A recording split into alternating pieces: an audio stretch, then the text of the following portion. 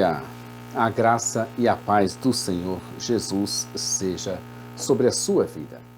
Veremos no dia de hoje o capítulo de número 9 do livro de Neemias.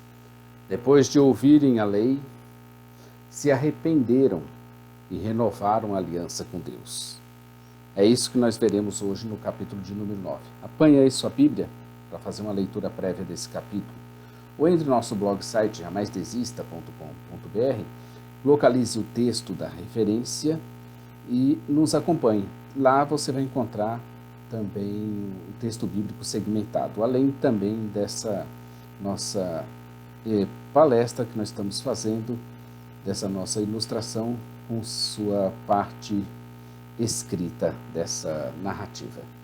Então, apanhe sua Bíblia aí, fica com ela aberta, mantenha ela aí próxima a você para você entender o que nós estamos falando. Nós estamos vendo o livro de Esdras e Neemias. Na verdade, juntamos Esdras, Neemias e Ester. Tem 33 capítulos essa junção e nós dividimos ela em 5 grandes partes. Nós já vimos o regresso dos exilados e a reconstrução do templo e do altar.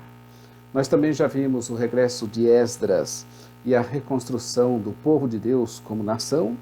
Estamos vendo o regresso de Neemias e a reconstrução do muro, para em seguida vermos o regresso dos exilados e a reconstrução da comunidade, e depois a história de Ester. Aliás, fazendo uma pequena correção, nós estamos na parte já 4, nós estamos no regresso dos exilados e na reconstrução da comunidade. Como já dissemos, o povo de Deus não é formado apenas das construções físicas, com seus templos, as suas cidades, seus comércios, seus muros, sua segurança, mas o povo também precisava de ser restaurado, renovado, reformado, principalmente em sua aliança com Deus, de modo assim a se constituir numa comunidade santa. Esse aspecto do programa de restauração que vai até o final do livro de Neemias, com 13 capítulos, foi igualmente dividido também didaticamente em 3 partes principais, conforme nós estamos seguindo a estrutura e os comentários também da Bíblia de Estudo de Genebra. A renovação dos compromissos pactuais, estamos vendo essa renovação, a dedicação do muro, a partir do capítulo 11, e depois a reforma do povo, no capítulo 13. Então vejamos o desenrolar dessa história de Neemias. Agora nós entraremos na renovação dos compromissos pactuais. Em continuação, fiel às orientações da lei de Moisés, Neemias dirigiu o povo na renovação da aliança, ou seja, dos seus compromissos pactuais através de 3 passos. A leitura da lei, nós já vimos, a confissão dos pecados, que nós veremos agora, e um juramento. Vamos iniciar neste capítulo também. A confissão dos pecados. A lei tinha acabado de ser lida e bem explicada para todo o povo de Deus. E agora, ciente dela, veio a forte convicção do pecado na vida do povo. E sentindo a necessidade de estarem confessando os seus pecados e pedindo a misericórdia de Deus em suas vidas. Olha só que interessante. Veio a exposição da palavra. O que fez a exposição da palavra? Despertou no coração deles a forte convicção de pecado. Então nós já entendemos que a pregação da palavra de Deus ela tem que ter essa finalidade também. Além dela apontar para Cristo, ela ter uma aplicação atual, ela também tem que levar o povo ao arrependimento. Foi isso que aconteceu com a leitura da lei. Ela despertou no povo essa forte convicção do pecado. O dia era o dia 24 do mês, onde todo o povo novamente se juntou, mas agora não mais para ler, como aconteceu no dia 1º, mas para confessarem os seus pecados em resposta à lei, verso 3. A lei requer pelo menos 4 atitudes: ler, conhecer, ouvir, confessar e adorar. Eles reconheciam a eternidade do seu Deus, o nome da sua glória e o fato de ele ser o Criador e o preservador de tudo o que existe. Verso 6. O Deus eterno que tinha um nome, criou todas as coisas e as sustenta pelo seu poder e elegeu um povo para ser seu. No verso 7 e 8 vemos que os louvores continuaram com a lembrança da eleição de Abraão e da aliança subsequente envolvendo a promessa divina, Gênesis 12, 17. A aliança com Abraão, Gênesis 15, é a base sobre a qual a graça de Deus continua a ser derramada continuamente ao seu povo infiel, como bem é realçado no final do cântico. Essas bênçãos somente poderiam ser recebidas se Abraão e os seus descendentes fossem fiéis a Deus, Gênesis 17, de 1 a 2 e também 14. Uma vez que Abraão foi fiel às alianças, Gênesis 15, 6, a promessa de abençoá-lo dando aos seus descendentes a terra prometida foi então cumprida.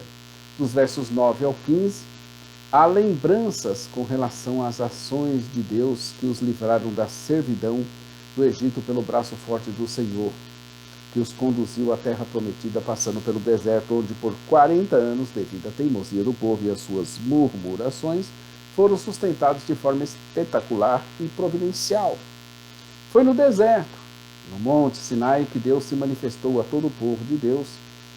Deus ali se manifestou e com eles fez nova aliança, entregando-lhes a lei de Deus, que cumprindo todo homem viverá por eles, por essas leis. Na verdade, não se trata de uma nova no sentido de vir do nada. Esse nova não é do sentido de vir do nada, mas daquela que tinha sido feita, que agora ganhava outras nuances. O que não aconteceu com o restante da sua descendência, que não fora fiel nas gerações posteriores e assim não receberam as bênçãos prometidas, versos 16 a 32. Neemias percebeu que a oportunidade de restauração que estava se formando poderia se concretizar se o povo se arrependesse dos seus pecados e também se o povo cumprisse as condições da aliança. Por isso pregar, por isso falar, por isso expor a lei, para despertar no coração o desejo de arrependimento, de perdão.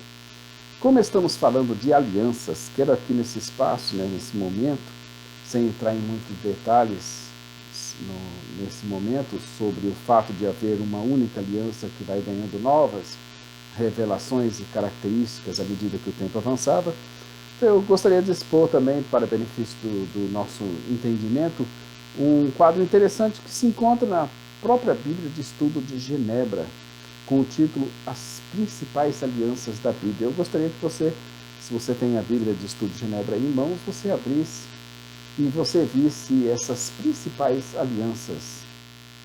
Ele destaca entre elas a aliança com Adão, onde nós tivemos, ela foi estabelecida com representantes, como Adão sendo o representante da humanidade, e ela foi criada, Adão, foi criado à imagem e à semelhança de Deus e deveria povoar e sujeitar o mundo. Não poderia comer do fruto do conhecimento do bem e do mal, sob o risco de ser castigado com a morte. E ali ele recebera os 3 mandatos, o espiritual, o cultural e social.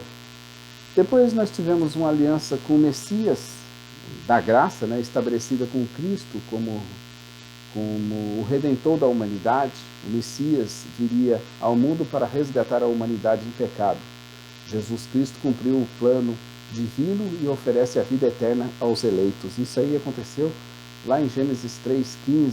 Também a gente vê Isaías 42,6, chamado também de proto-evangelho. A aliança com Noé, estabelecida com o justo Noé, seus descendentes e todo ser vivente sobre a terra, eu e você, meu amigo, com toda a vida sujeita à jurisdição humana. Essa promessa divina incondicional de não destruir a terra, a vida na terra, com alguma catástrofe natural. O sinal dessa aliança foi o arco-íris nos céus. Nós também tivemos aliança com Abraão, chamada Seção Real, estabelecida com o justo Abraão e seus descendentes. Eu e você, meu amigo. A fé que Abraão tinha foi-lhe concedida e creditada como justiça. Nós vemos aí a reiteração da promessa de dar-lhe a terra. Com Abraão, novamente, aliança de vassalagem estabelecida com Abraão. Promessa feita a Abraão e seus descendentes, condicionada a que reconhecessem o Senhor como seu Deus, Gênesis 4:9, e se consagrassem totalmente a Ele. A circuncisão foi o sinal dessa aliança. Aliança com Moisés, chamada também de aliança de vassalagem, estabelecida por meio de Moisés com o povo de Israel, como descendente de Abraão, Isaque e Jacó, e na qualidade de povo redimido da escravidão do Egito. Havia nela a promessa condicionada que o povo de Israel reconhecesse o Senhor como seu Deus, protetor e garantidor do seu destino. A condição era a total consagração de Israel como povo do Senhor, que vive sob a sua lei e serve os seus propósitos na história. Com Finéias, outra aliança estabelecida com o sacerdote, com a promessa divina e incondicional pela qual foi dada à família de Finéias o sacerdócio perpétuo.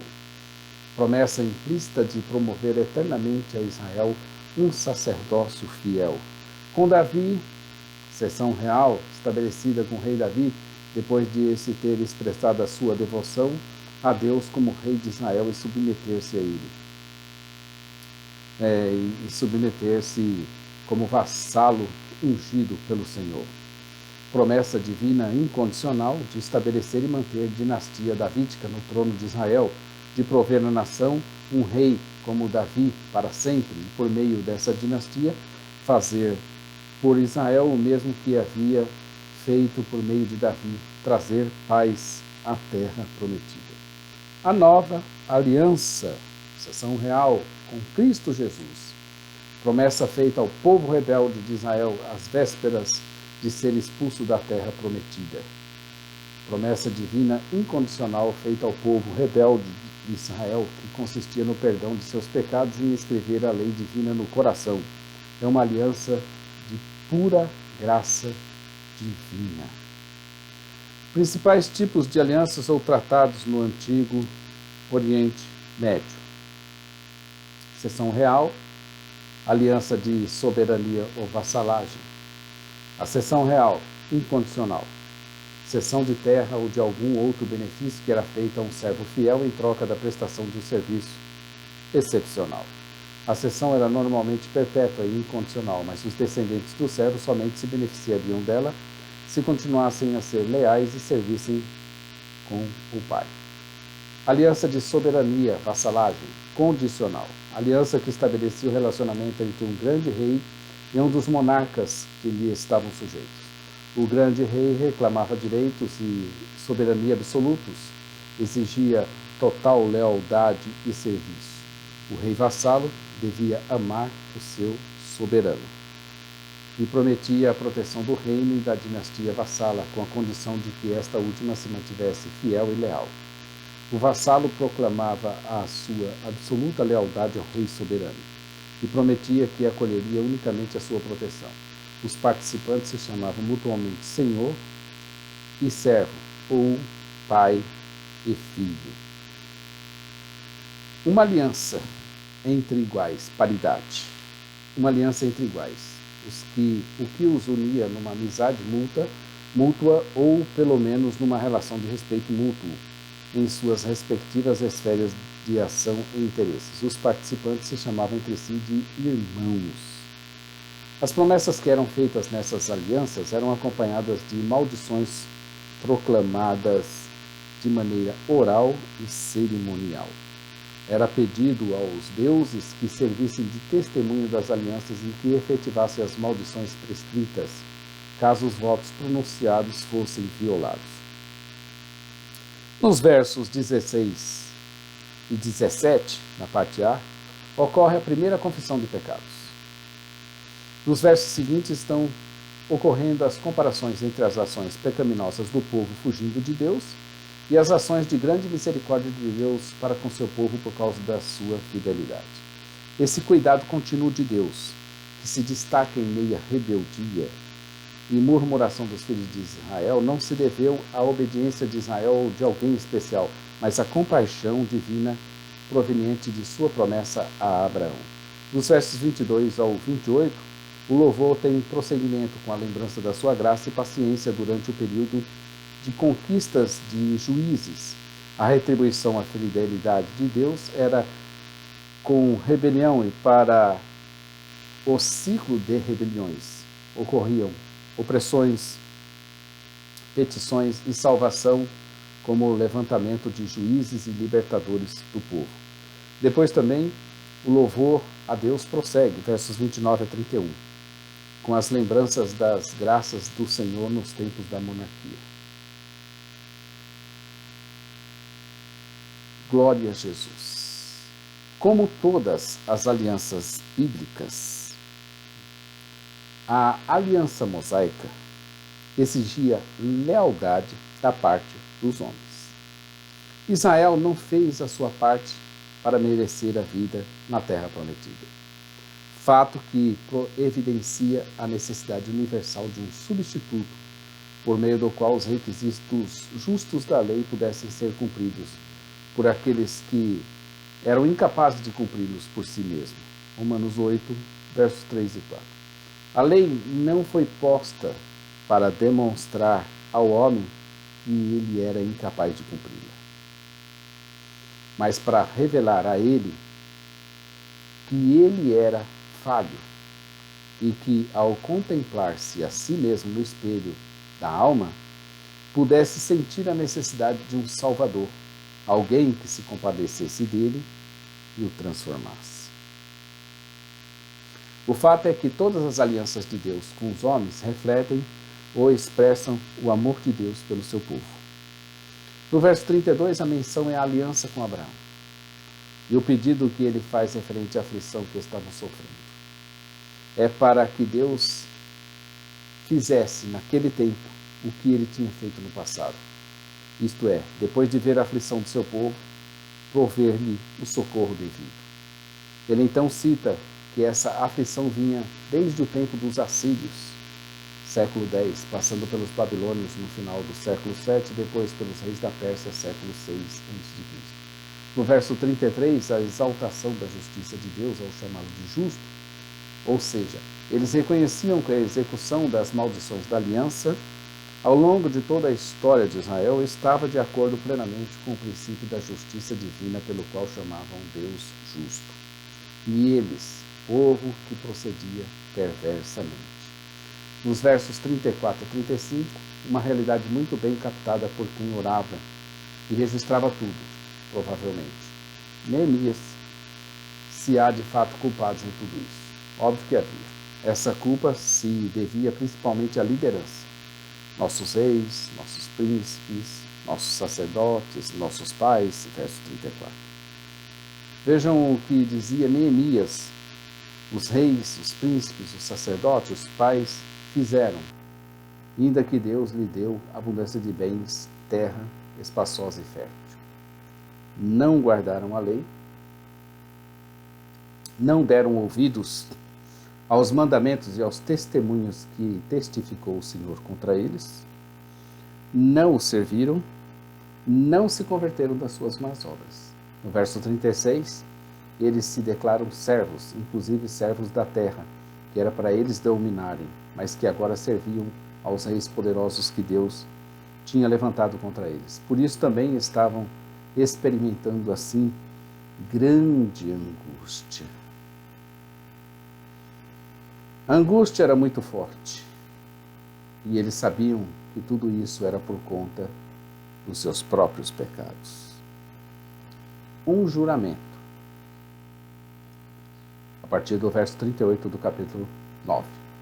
O povo não apenas orou pedindo socorro, mas também ratificaram o juramento, o seu compromisso de guardar todas as estipulações da aliança.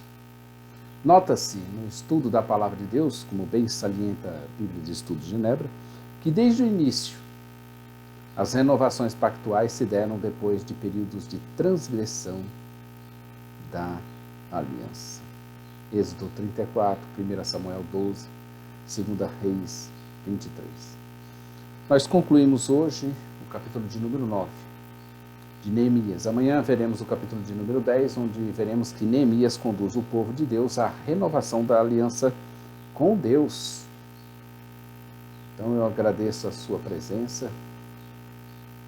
Gostaria que você curtisse aí, você também inscrevesse em nosso canal e você também pudesse conhecer nossa loja virtual Os Semeadores, ossemeadores.com.br. Meus queridos, estamos aqui todos os dias com a palavra de Deus. E nós queremos que você cada vez mais aprenda e cada vez mais possa compartilhar aquilo que está aprendendo. Repare nesse capítulo 9, como já dissemos, que a lei não foi posta para demonstrar ao homem que ele era incapaz de cumpri-la, mas para revelar a esse homem que ele era falho e que ao contemplar-se a si mesmo no espelho da sua alma, pudesse sentir a necessidade de um Salvador, alguém que se compadecesse dele e o transformasse. Essa foi a principal finalidade da lei. Isso a gente vê bem claramente nesse capítulo 9 de Neemias. A todos um bom dia, esteja conosco aqui com o capítulo 10. Amém? Maranata. Ora, ora, vem Senhor Jesus. Um bom dia, queridos, na presença de Deus.